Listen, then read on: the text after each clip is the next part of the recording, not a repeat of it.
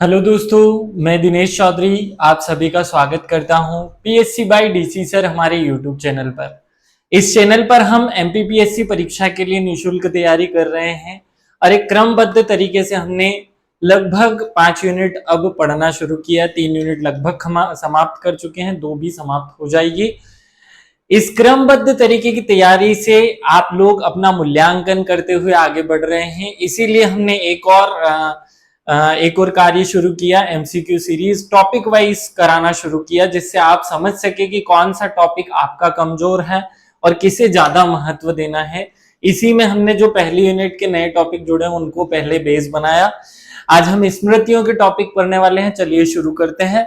सबसे पहले भगवान श्री गणेश का नाम लेकर श्री गणेशाय नमः बोलते हुए और मेरे शिक्षक श्री सुरेश पटेल सर को याद करते हुए आगे बढ़ते हैं। इस सिलेबस में एक स्थान पर स्मृतियां हमें दी हुई हैं। जब हमने वीडियो सीरीज के रूप में आपको पढ़ाया था तो ये बहुत अच्छे से पढ़ाया हुआ है। चलिए, आपकी स्क्रीन पर पहला प्रश्न है। उम्मीद है आप सब लोग कॉपी और पेन लेकर के बैठे होंगे। देखिए दोस्तों, ये जो सीरीज हम पालन कर रहे हैं, चाहूं तो मैं आपको 100 क्वेश्चंस के एफएलटी भी लगवा सकता हूं, लेकिन नहीं, 100 क्वेश्चन के एफएलटी लगाने में हमें पता ही नहीं चलता है कि हमारा कौन सा हिस्सा कमजोर है और कौन सा हिस्सा हमारा मजबूत है। जब एग्जाम के 15 दिन बचेंगे तो मैं आप सब लोगों को सलाह दूंगा कि आप एफएलटी लगाएं, तब हमें एमसीक्यूज ये वाले टॉपिक वाइज नहीं लगाने। लेकिन अभी क्योंकि 50 दिन, 45 दिन, 40 दिन बचे हुए हैं, अभी आपके पास समय है कि आप अपनी कमजोरियों को पहचान लें और उन्हें सुधार लें। अब एफएलटी लगाने से कोई फायदा नहीं है, क्योंकि एफएलटी में पता नहीं चलता कि हमारा कौन सा टॉपिक कमजोर है, हमारा कौन सा टॉपिक अच्छा है। यहाँ एक एक टॉपिक के एमसीक्यू लगाने से आपको समझ आने लगेगा कि मेरा ये टॉपिक कमजोर है, और आप फट से उसको जाकर खोल लीजिए, उसे याद कर लीजिए, उसे पढ़ लीजिए। तो अभी हमें टॉपिक वाइज एमसीक्यूज लगाने हैं। बाद में जब 15-20 दिन एग्जाम के बचेंगे तब हम एफएलटी लगाना शुरू करेंगे, तब एफएलटी काम की होगी, क्योंकि हमें फिर एग्जाम की प्रैक्टिस करनी होगी। चलिए, पहला प्रश्न आपके सामने है। उम्मीद है सब लोगों ने कॉपी पेन उठा करके इसका आंसर कर लिया होगा। क्वेश्चन क्या है? श्रुति ग्रंथों के अंतर्गत निम्नलिखित में से कौन से ग्रंथ नहीं आते हैं? तो इन 4 में से कौन सा एक ऐसा ग्रंथ है जो श्रुति ग्रंथों के अंतर्गत नहीं आते हैं? श्रुति ग्रंथ क्या है भाई? तो वे ग्रंथ जो सुने हुए हैं, श्रुति माने सुना हुआ, तो जो सुन करके, जो हमने सुन करके लिखे हैं वो श्रुति ग्रंथ हैं। श्रुति ग्रंथों में ब्राह्मण आते हैं, अरण्यक आते हैं, उपनिषद आते हैं, लेकिन वेदांग नहीं आते हैं। तो वेदांग इसका आंसर होगा। वेदांग श्रुति ग्रंथ नहीं है। चलिए आगे बढ़ते हैं। नेक्स्ट क्वेश्चन है, स्मृति ग्रंथों में निम्नलिखित में से कौन सा ग्रंथ शामिल नहीं है? स्मृति ग्रंथ, देखिए ग्रंथ 2 प्रकार से बांटे गए हैं। एक होते हैं स्मृति ग्रंथ, या स्मृतियों की बात नहीं हो रही है, या स्मृति ग्रंथों की बात हो रही है। तो एक होते हैं स्मृति ग्रंथ और एक होता है श्रुति ग्रंथ। तो स्मृति ग्रंथों में कौन से ग्रंथ शामिल नहीं है, ये पूछा गया है। वेद, उपवेद, वेदांग और पुराण। जल्दी से बताइए कि स्मृति ग्रंथों में कौन से शामिल नहीं है।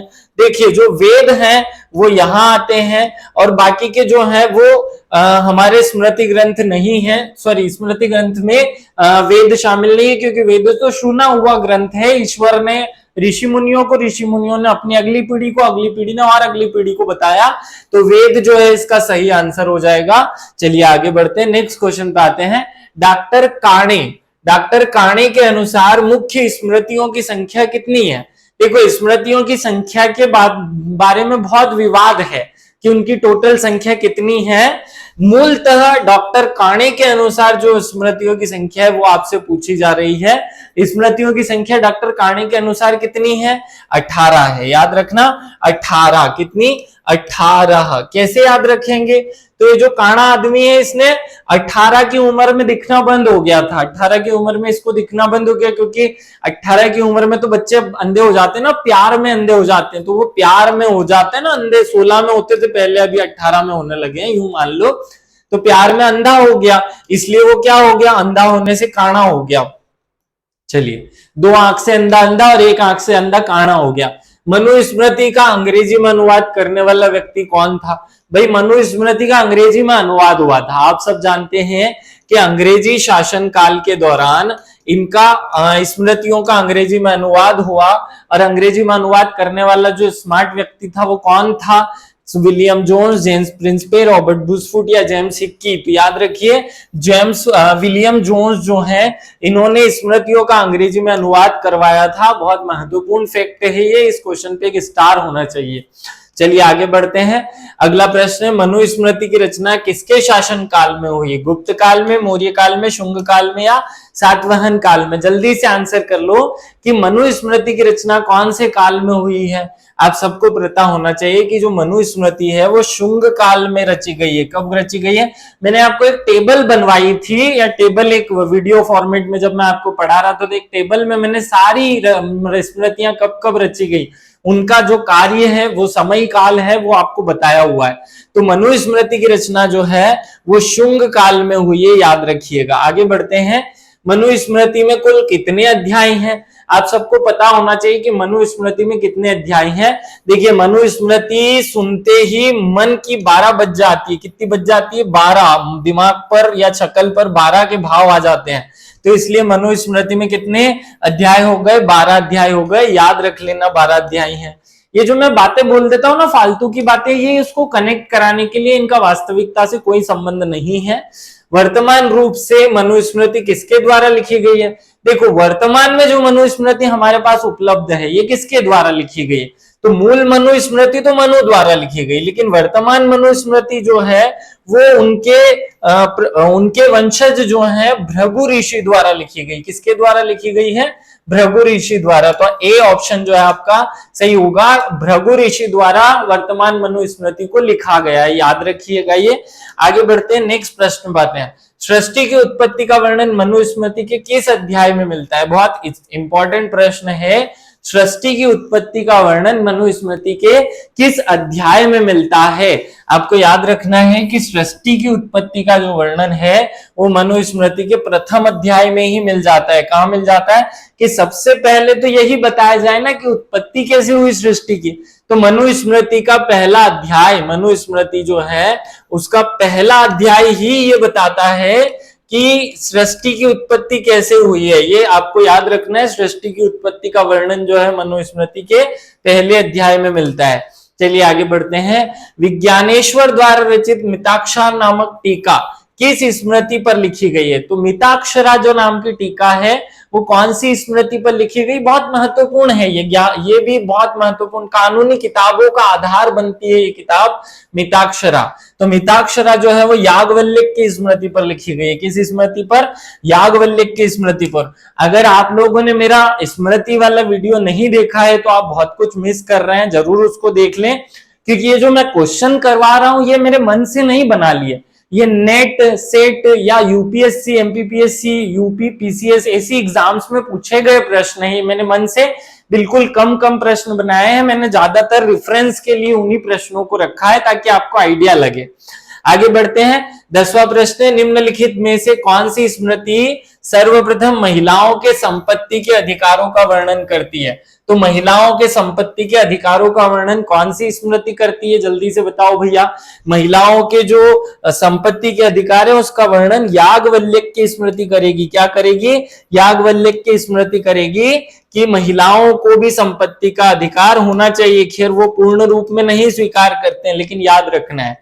आगे बढ़ते हैं। याज्ञवल्क्य की स्मृति पर लिखी गई धर्मशास्त्र निषेध नामक टीका किस लेखक की है? जल्दी से बताओ कि धर्मशास्त्र नामक टीका जो है, क्या नाम है? धर्मशास्त्र। ये टीका लिखी गई है किस पर? याज्ञवल्क्य जो स्मृति है उस स्मृति पर। इसको किसने लिखा है? इसे अपरार्क ने लिखा है। किसने लिखा है? अपरार्क ने। आपको आंसर याद रखना है, अपरार्क। ठीक है, आगे बढ़ते हैं। नेक्स्ट प्रश्न है, विष्णु स्मृति की रचना किस काल में मानी जाती है? जल्दी से बताइए कि विष्णु स्मृति, देखो जो विष्णु भगवान करते हैं वो सब गुप्त रूप से करते हैं, वो प्रकट रूप में नहीं करते। उन्होंने अलग अलग अवतार लेकर अलग अलग चीजें की हैं, गुप्त रूप में की हैं। तो याद रखना है कि विष्णु स्मृति की जो रचना है वो कब हुई है? गुप्त काल में हुई है। कब हुई है? गुप्त काल में हुई है। याद रखिएगा, विष्णु स्मृति की रचना गुप्त काल में हुई है। चलिए आगे बढ़ते हैं। पराशर स्मृति कितने भागों में विभक्त है? कितने भागों में विभक्त है भाई? पराशर, इसको लिखो, पारा, पारा जो है वो दो भागों में विभक्त हो सकता है, उससे ज्यादा विभक्त नहीं हो सकता। तो पारा दो भागों में विभक्त कर दो, तो पाराशर स्मृति जो है वो दो भागों में विभक्त हो जाएगी। आगे बढ़ते हैं, नारद स्मृति कुल कितने अध्याय हैं? देखो भाई, नारद स्मृति के कितने अध्याय हैं, कैसे याद रखोगे? नारद स्मृति 18 अध्याय। कितने अध्याय? 18 अध्याय। तो 18 याद कैसे रखे जाए नारद? देखो, जब इंसान 18 का होता है ना तो चुगली करना चालू कर लेता है, क्योंकि उसमें अपना अपनापन आ जाता है, दूसरा दूसरापन आ जाता है, इसलिए वो चुगली करता है। और नारद जी को हिंदू जो ग्रंथ है उनमें थोड़ा सा चुगली करता के रूप में बताया गया। खैर, मैं यहाँ भगवान के बारे में कुछ बोल नहीं रहा हूँ, केवल मुझे आपको याद कराना इसलिए ये बात कर रहा हूँ। तो नारद जी जो है वो 18 की उम्र में ऐसा काम करना शुरू कर दिए। आगे बढ़ते हैं, नारद स्मृति के भाष्यकार कौन है? भाई, नारद स्मृति के भाष्यकार कौन है? जल्दी से बताओ, नारद स्मृति के भाष्यकार कौन है? देखो, नारद जी बहुत बार है ना असहाय पड़ जाते हैं। कैसे पड़ जाते हैं? असहाय पड़ जाते हैं, उनकी कोई सहायता नहीं करता। बाद में वो ब्रह्मा जी के पास जाते हैं, फिर विष्णु जी के पास जाते हैं, फिर शंकर जी के पास जाते हैं। तो असहाय ने नारद स्मृति की रचना की, के भाष्य की रचना की है। आगे बढ़ते हैं, नेक्स्ट प्रश्न है, नारद स्मृति में 18 अध्याय है। कितने अध्याय हैं? 18 अध्याय हैं, जिन्हें क्या कहा जाता है? देखो, जो नारद जी हैं वो हमेशा व्यवहारिक बातों पर फोकस करते हैं। क्या? किस बातों पर? व्यवहारिक बातों पर फोकस करते हैं। तो नारद स्मृति के जो पद हैं, जो अध्याय हैं, उन्हें व्यवहार पद कहा जाता है। क्या कहा जाता है? व्यवहार पद। आगे बढ़ते हैं, नेक्स्ट प्रश्न, मनुस्मृति के परिशिष्ट के रूप में निम्नलिखित में से कौन सी स्मृति जानी जाती है? भाई, मनुस्मृति के परिशिष्ट के रूप में कौन सी स्मृति जानी जाती है? परिशिष्ट समझते हैं आप लोग? परिशिष्ट माने उसका जैसा वर्णन करने वाली। तो जो बृहस्पति स्मृति है ये मनुस्मृति के परिशिष्ट के रूप में, परिशिष्ट के रूप में जानी जाती है। याद रखिएगा, परिशिष्ट के रूप में कौन सी स्मृति जानी जाती है? बृहस्पति स्मृति। आगे बढ़ते हैं, निम्नलिखित में से प्राचीन अर्थशास्त्र में किस स्मृति को माना जाता है? भैया, प्राचीन अर्थशास्त्र के रूप में इनमें से एक ऐसी स्मृति है जिसे हम प्राचीन अर्थशास्त्र कहते हैं। देखो, कौटिल्य ने अर्थशास्त्र नाम की किताब लिखी, हमें पता है, लेकिन प्राचीन अर्थशास्त्र की संज्ञा किसे दी जाती है? तो याद रखिएगा, जो प्राचीन अर्थशास्त्र की संज्ञा दी जाती है वो सबसे बड़ी बृहद स्मृति को दी जाती है। बड़ी आकार में बड़ी नहीं, नाम में बड़ी है, बृहद स्मृति, इसलिए इसे प्राचीन अर्थशास्त्र की संज्ञा दी जाती है। इसमें अर्थशास्त्र की बातें कही गई है। आगे बढ़ते हैं, निम्नलिखित में से कौन सी स्मृति न्यायालयीन व्यवहार विषयक वर्णन करती है? इन चारों स्मृतियों में से कौन सी स्मृति है जो न्यायालय के अंदर कैसा व्यवहार हो, न्यायालय के अंदर न्याय कैसे दिया जाए, किस प्रक्रिया का पालन किया जाए, इन बातों का वर्णन करती है? तो बृहस्पति स्मृति जो है वो न्यायालय के व्यवहार पद का वर्णन करती है, व्यवहार विषयक बातों का वर्णन करती है। रेस जुडिकेटा, ये मैंने पहले पढ़ाया हुआ है आपको, कि संकल्पना की प्रथम विवरण किस स्मृति में मिलती है? जल्दी से बताओ किस में मिलती है? तो ये भी बृहस्पति स्मृति में ही मिलती है। याद रखना, रेस जुडिकेटा किस में मिलता है? बृहस्पति स्मृति में। चलिए आगे बढ़ते हैं, नेक्स्ट क्वेश्चन है, निम्नलिखित में से कौन सी स्मृति में गोपालन के महत्व और गो चिकित्सा का वर्णन मिलता है? ऐसी एक कोई ऐसा ग्रंथ है जिसमें गोपालन पर बहुत ज्यादा महत्व दिया गया है। गोपालन मुख्य रूप से, ये याद रखना, बहुत सारे स्मृतियों में बात की गई है गोपालन की, तो लेकिन मूलतः उसे विषय बना करके वर्णन किसने किया? तो अपस्तंभ जो स्मृति है इसने गोपालन को ही मुख्य विषय बनाया है। गो चिकित्सा, गोपालन, इन विषयों का वर्णन अपस्तंभ स्मृति में मिलता है। चलिए आगे बढ़ते हैं, वेदांग की संख्या कितनी है? हर एक व्यक्ति को पता है भैया, 6 वेदांग हैं। कितने वेदांग हैं? वेद कितने हैं? 4 हैं। वेदों के अंग कितने हैं? तो आदमी में 6 अंग हैं। हमारे अंदर है ना 2 आंख, 2 कान, ऐसे जो इंद्रियां हैं वो 5 इंद्रियां और 6ठी 6 सेंस बोलते हैं, तो 6 अंग हो गए। तो 6 अंग किसके हैं? वेदांग के हैं। याद रख लेना। तो वेदांग कितने हैं? 6 हैं। आगे बढ़ते हैं, वैदिक शिक्षा से संबंधित प्राचीन साहित्य किसे माना जाता है? देखो, वैदिक शिक्षा देने वाले जो प्राचीनतम ग्रंथ माने जाते हैं वो वेद माने जाते हैं। लेकिन उसके अलावा अगर क्वेश्चन पूछा जाए कि वैदिक शिक्षा जो है वो किसके माध्यम से मिलती है, तो प्रीति शास्त्र से मिलती है। किससे मिलती है? वैदिक शिक्षा का जो सबसे प्राचीनतम स्त्रोत माना गया है वो प्रीति शास्त्र को माना गया है। ये पॉइंट याद रख लेना। निम्नलिखित में से चार उपवेदों में कौन कौन से शामिल हैं? चार उपवेद पूछ रहा है। देखो, आयुर्वेद, धनुर्वेद, गंधर्व वेद, यजुर्वेद तो खुद उपवेद नहीं है, वेद है ये तो खुद ही वेद है। तो वेद है तो उपवेद कैसे होगा? तो याद रख लेना, ये जो चौथा पॉइंट यजुर्वेद लिखा हुआ है ये इसका आंसर हो जाएगा। यजुर्वेद खुद वेद है, जबकि यहां पूछा है चार उपवेद में कौन सा शामिल है, तो तीन शामिल है, एक ये शामिल नहीं है। आगे बढ़ते हैं। निम्नलिखित में से हिंदू धर्म के कानूनी ग्रंथ के रूप में किसे माना जाता है? देखो, हिंदू धर्म में कानून, जैसे मुस्लिम धर्म में जो है कानून के लिए शरिया कानून चलता है, तो शरिया की बात करते हैं। तो यहाँ पर हिंदू धर्म में जो कानून है वो एक किताब है। उन किताबों की जो श्रृंखला है उसे क्या कहते हैं? उसे स्मृति कहा जाता है। क्या कहा जाता है? स्मृति, क्योंकि स्मृतियों को हिंदू धर्म में कानूनी पुस्तकें माना गया है, स्वीकार किया गया है। आगे बढ़ते हैं। निम्नलिखित में से किन ग्रंथों में धर्मशास्त्र की संज्ञा दी जाती है? किन ग्रंथों को धर्मशास्त्र की संज्ञा दी जाती है भैया? देखो, जो स्मृतियां हैं इन्हें ही धर्म या कानून के रूप में माना गया है, इन्हें ही कानून माना गया है। और कानून क्योंकि धर्म पर डिपेंड करता है इसलिए इन्हें ही धर्मशास्त्र की संज्ञा दी जाती है। याद रखना, स्मृतियों को धर्मशास्त्र स्वीकार किया गया है। आगे बढ़ते हैं। स्मृतियों को धर्मशास्त्र कहा जाता है, तो धर्मशास्त्र का अर्थ क्या होता है? अगर स्मृतियों को हम धर्मशास्त्र कहते हैं तो यहाँ धर्मशास्त्र शब्द का अर्थ क्या है? संहिता से, आचरण से, आचार संहिता से, धार्मिक अनुष्ठान से। तो यहाँ धर्मशास्त्र से आशय है आचरण संहिता, आचार संहिता से। किससे? जो हम व्यवहार करते हैं उसको बताने वाली, हमें क्या करना चाहिए क्या नहीं करना चाहिए, वैसी संहिता आचार संहिता है। आगे बढ़ते हैं। आचार संहिता में कितने भाग होते हैं? देखो भैया, आचार संहिता जो होती है उसमें दो भाग होते हैं। कितने भाग होते हैं? तो अचार जो होते हैं ना, हम अचार दो खाते हैं, एक नहीं खाते। एक अचार में हमें संतुष्टि नहीं मिलती। वैसे अभी आम के अचार आएंगे सीजन में तो हम तो 5-5 खाएंगे शुरुआत में, लेकिन बाद में भूल जाएंगे खाना। तो अचार जो है वो दो खाते हैं। चलिए ऐसे जोड़ करके याद रख लो। याज्ञवल्क्य की स्मृति में पर लिखी गई टीका बाल क्रीड़ा, ये जो बाल क्रीड़ा नाम की टीका है इसके लेखक कौन है?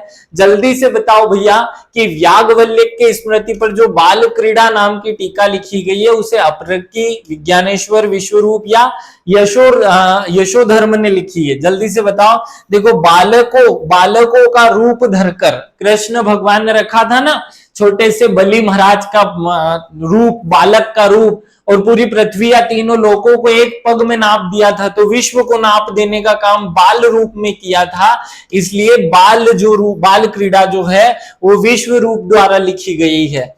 आगे बढ़ते हैं। किस वेदांग में वैदिक कर्मकांडों से संबंधित नियमों का उल्लेख है? 6 वेदांग हैं, शिक्षा, ज्योतिष, निरुक्त, कल्प, व्याकरण और छंद। तो उनमें से किस एक वेदांग में कौन सी वैदिक कर्मकांडों की शिक्षा का वर्णन है? वैदिक कर्मकांडों की शिक्षा का वर्णन कहां मिलेगा आपको? जल्दी से बताओ भैया। जो कल्प है, किसमें? कल्प नाम के जो वेदांग हैं, शिक्षा, ज्योतिष, कल्प, निरुक्त, व्याकरण और छंद, उसमें से कल्प में आपको कर्म कांडों की शिक्षा का वर्णन मिलता है। चलिए आगे बढ़ते हैं। निम्नलिखित में से किस वेदांग में शब्दों की उत्पत्ति एवं निर्वचन का वर्णन मिलता है? देखो भैया, शब्दों की उत्पत्ति और उनके जो निर्वचन है उसका वर्णन आपको निरुक्त में मिलता है। कहां मिलता है? निरुक्त में। याद रखना, निरुक्त में उनके शब्दों के निर्वचन का वर्णन मिलता है। ये पॉइंट याद रखिएगा। और आगे बढ़ते हैं। क्लिष्ट वैदिक शब्दों को संकलन को क्या कहा जाता है? देखो, जो कठिन शब्द होते हैं, वेदों में लिखित कठिन शब्दों को निघंटु कहा जाता है। क्या कहा जाता है? निघंटु कहा जाता है। यह पॉइंट याद रख लेना। अगर याद नहीं है तो इसे रट लिया जाए, इसे अच्छे से याद कर लिया जाए। चलिए आगे बढ़ते हैं। भाषा शास्त्र का प्रथम ग्रंथ किसे माना जाता है? भाषा शास्त्र का प्रथम ग्रंथ किसे माना गया है भैया? देखो, जो निरुक्त हैं, जिन्होंने भाषा का ज्ञान कराया है, वेदांग है। ये निरुक्त क्या है? एक वेदांग है। तो इसी को भाषा का पहला ज्ञान कराने वाला ग्रंथ माना गया है, निरुक्त माना गया है। आगे बढ़ते हैं, भाषा शास्त्र के प्रथम ग्रंथ निरुक्त की रचना किसने की है? भाई बताओ, जो भाषा शास्त्र के पहले ग्रंथ है निरुक्त, उसकी रचना पिंगल ने, यास्क ने, पाणिनि ने या प्रीतिशाक्य ने, किसने की है? जल्दी से बताओ कि भाषा जो ग्रंथ है उनके जो प्रथम रचयिता है वो यास्क माने जाते हैं। भाषा की पहली जानकारी देने वाले व्यक्ति यास्क माने गए हैं। आगे बढ़ते हैं, छंद शास्त्र के लेखक कौन है? ये बहुत अच्छी किताब है, यहाँ स्टार लगा करके इसे याद किया जाना चाहिए कि छंद शास्त्र के लेखक कौन है। देखो, छंद पढ़ते पढ़ते हम पागल जैसी फीलिंग आने लगती है, क्योंकि अर्थ तो समझ में आता नहीं सभी छंदों का। तो पागल से बना पिंगल, तो पिंगल जो है वो छंद शास्त्र के लेखक हैं, ये याद रख सकते हैं आप लोग। आगे बढ़ते हैं, ज्योतिष शास्त्र के प्राचीनतम आचार्य कौन है? क्या ज्योतिष शास्त्र के प्राचीनतम आचार्य जो हैं वो कौन है? देखो, ज्योतिष के जो सबसे पुराने माने गए आचार्य हैं ज्योतिष शास्त्र के, वो कौन है? लग्ध मुनि है। कौन है? लग्ध मुनि। तो ज्योतिष शास्त्र की पुरानी सबसे प्राचीनतम शाखा लग्ध मुनि से निकलती है, ये याद रखना है आपको। आप लोग, उम्मीद है सभी एमसीक्यू सॉल्व कर रहे होंगे, आपको इससे फायदा हो रहा होगा, लेकिन व्यूवर्स कम आ रहे हैं, तो मुझे ये लग रहा है कि हो सकता है मेरे द्वारा ये जो कार्य किया जा रहा है, अभियान चलाया जा रहा है टॉपिक वाइज एमसीक्यू का, हो सकता है कि आपको पसंद नहीं आ रहा हो सकता है ये आपके अंदर वैल्यू एडिशन का काम नहीं कर रहा हो। तो अगर इसी टाइप से ये कमजोर रहेगा, कोई व्यूवर्स नहीं रहेंगे या इसे शेयर नहीं किया जाएगा आप लोगों के द्वारा, तो मुझे मजबूरन इसे बंद करना होगा, क्योंकि मैं केवल विद्यार्थियों के हितों में काम करता हूं। मेरा उद्देश्य केवल आपको सही रास्ते पर चलाना है, मैं व्यूज पर फोकस नहीं करता। लेकिन अगर इस वीडियो की उपयोगिता आपको आपके लिए होगी तो उसके लिए पहली शर्त है कि आप इसे देख पाए। अगर बच्चे इसे देखेंगे ही नहीं तो व्यूअर्स की उपयोगिता कैसे होगी? तो हो सकता है कि इसे फिर बाद में बंद कर दिया जाए। चलिए अभी तो क्वेश्चंस लगाते हैं, आगे बढ़ते हैं। वेद पुरुष के 6 अंग, वेद पुरुष के कितने? 6 अंग। वेदांगों का वर्णन किस उपनिषद में मिलता है? भैया वेद पुरुष के 6 अंग हैं, ऐसा वर्णन आपको मुंडक उपनिषद में मिलता है। कहां मिलता है? मेंढक के 6 अंग होते हैं, फेफड़े 3 होते हैं उसमें, तो याद रख लेना मेंढक के 6 अंग मुंडक उपनिषद में दिए गए हैं, वेद पुरुष के 3 अंग। निम्न में इसको सुमेलित कीजिए। अब कैसे सुमेलित करना भैया?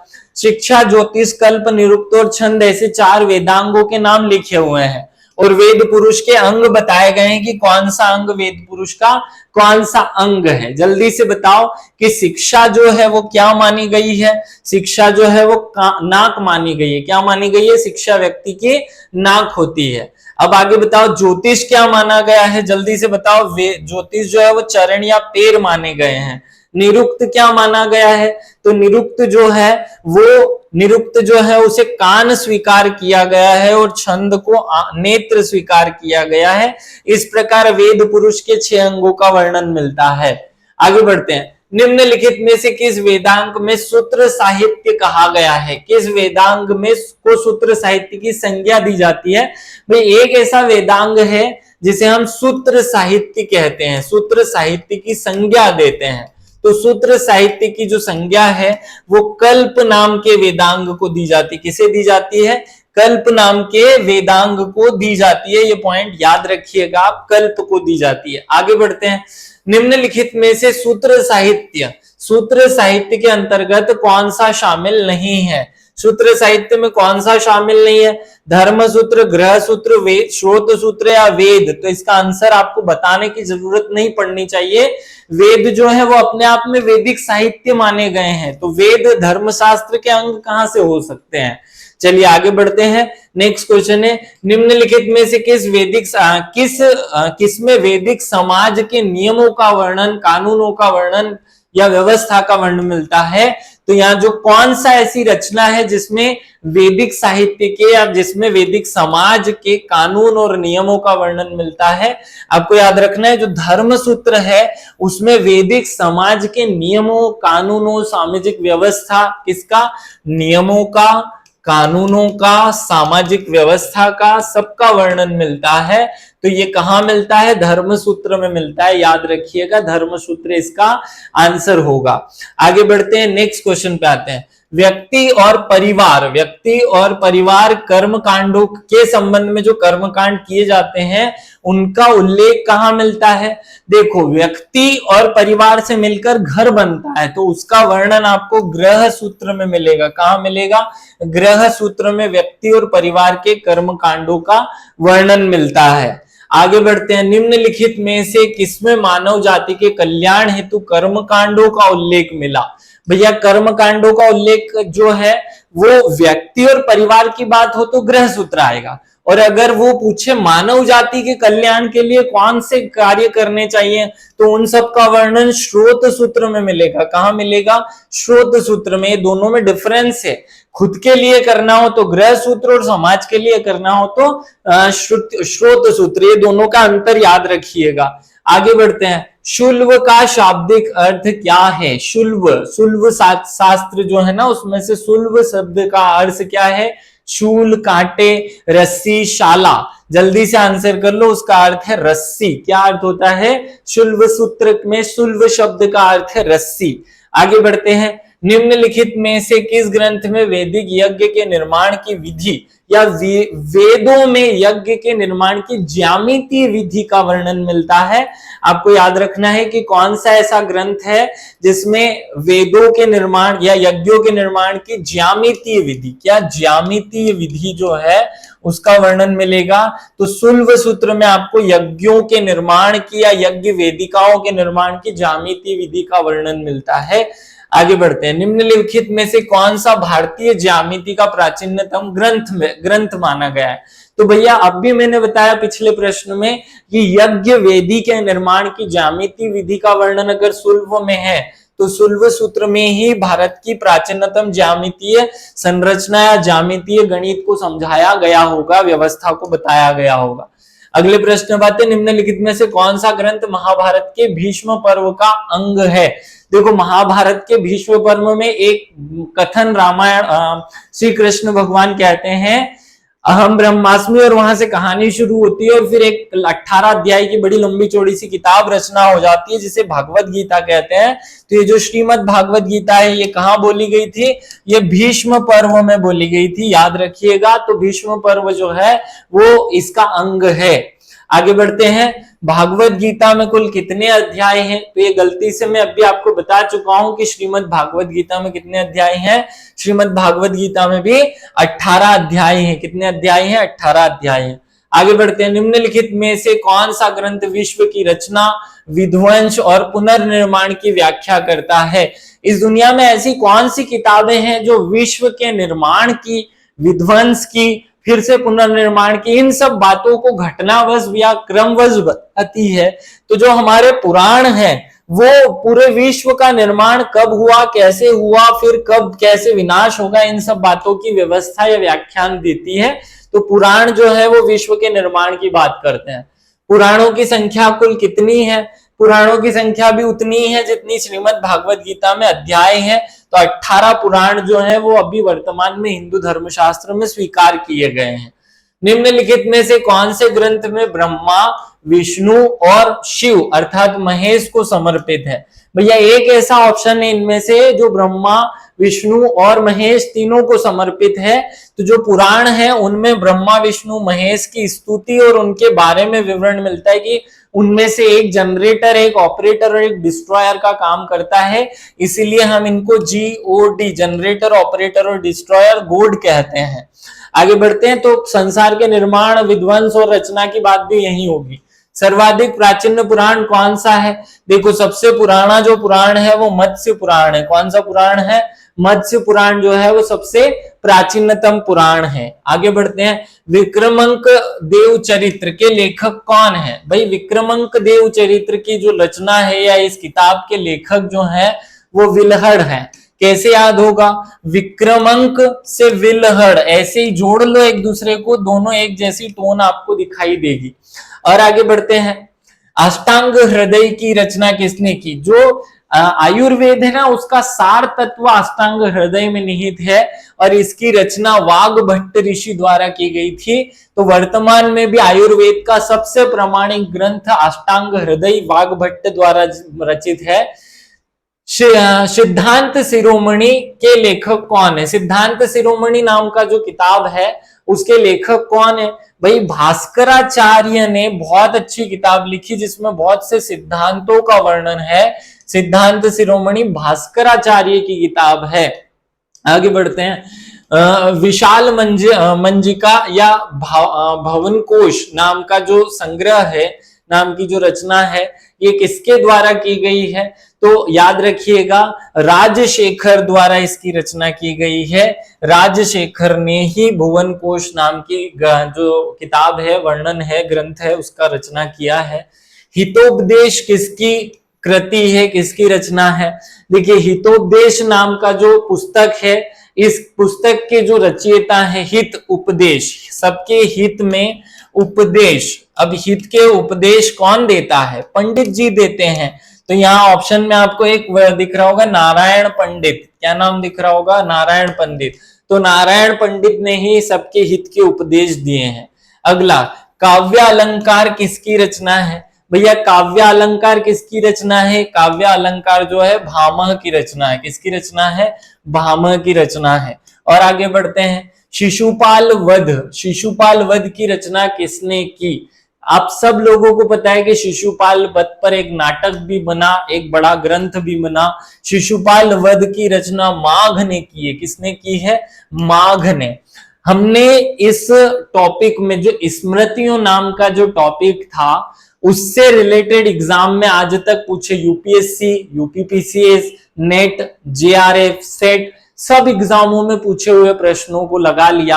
अब अगर आपको लगता है कि कोई सा प्रश्न आपका छूट जाएगा तो फिर गलत लगता है। आपका कुछ नहीं छूटने वाला है, गारंटी है मेरी। इस एमसीक्यू सीरीज को अटेंड करने के बाद आपका कोई प्रश्न इस टॉपिक से नहीं छूटेगा।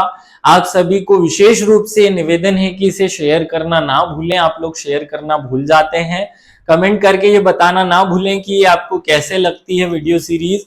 और सभी को विशेष धन्यवाद अपना टाइम इस श्रृंखला को देकर अपना मूल्यांकन करने और अपने में सुधार करने के लिए। हमारा एक ही लक्ष्य है, निशुल्क शिक्षा, सबके लिए शिक्षा। Thank you.